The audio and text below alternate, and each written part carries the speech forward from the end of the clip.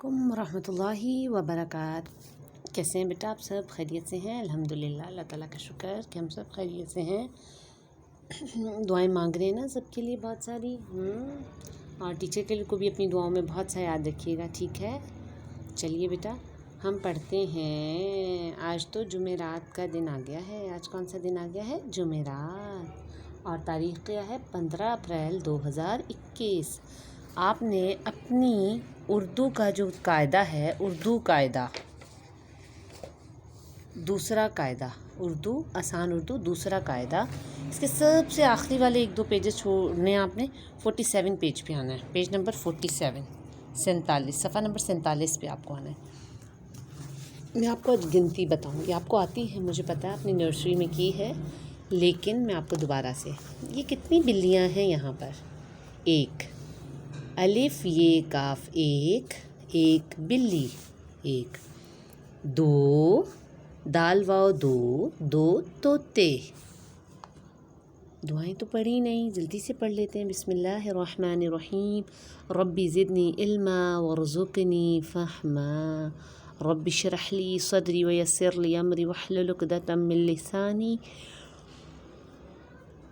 یفقہوا قولی، رب زدنی علما وارزقنی فہما، آمین۔ چلیے جی، دال واو 2، الف یہ کاف، ایک بلی، دال واو 2 طوطے، 3 یہ نون، 3 گھاڑیاں، 6 الف 4 رے 4 سیب، 1 2 3 4۔ اب ان کو جب ہم گنیں گے تو یہ نہیں کہنا 1 2 3 4، کیسے اردو میں جب ہم گنتے ہیں تو ہم ایسے گنتے ہیں 1 2 3 4، 6 الف 4 رے 4۔ یہ کیا ہے؟ انڈے۔ ایگ کون کہہ رہا ہے؟ ایگ تو انگلش میں کہتے ہیں، اردو میں انڈے کہتے ہیں۔ 1 2، میں صحیح گن رہی ہوں؟ نہیں، ایسے نہیں گننا، 1 2 3 4 5 انڈے۔ اب دیکھیں، پے الف پا نون چے 5، پے الف پے کی آدھی شکل، الف کی پوری، پے الف پا نون کی آدھی شکل اور چے کی پوری، 5۔ اسی طرح دوبارہ پڑھتے ہیں، الف یہ کاف 1، الف کی پوری شکل، یہ کی آدھی اور کاف کی پوری، دال کی پوری اور واؤ کی پوری، یہ دونوں تو شرارتی نو ہیں۔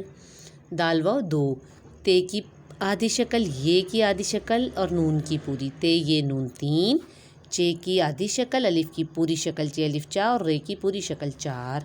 پے الف پا، پے کی آدھی شکل، الف کی پوری، نون کی آدھی اور چے کی پوری، پے الف پا نون چے 5۔ اور یہ دیکھیں یوں بھی لکھتے ہیں، یہ گنتی وہاں 1 2 3 4 5۔ سمجھ آ گئی بیٹا؟ آپ نے اس کی پریکٹس کرنی ہے گھر میں۔ اور آج اس میں آپ کا اردو کا ہوم ورک پتہ ہے کیا ہے؟ کہ آپ نے یہ الف یہ کاف 1، دال واو 2، تے یہ نون 3، چے الف 4 رے 4، پے الف پا نون چے 5، یہ ایسے اپنی امی کو سنانا ہے، اور امی کی مدد سے نا آپ نے اس کو چھوٹے چھوٹے کاغذ کے ٹکڑوں پر لکھ کر اپنے روم کے ڈور پہ جو ہے، دروازے پہ اس کو پیسٹ کر لیں، تاکہ جو بیچ میں سے بھول رہا ہے وہ جلدی جلدی یاد ہو جائے۔ السلام علیکم ورحمۃ اللہ۔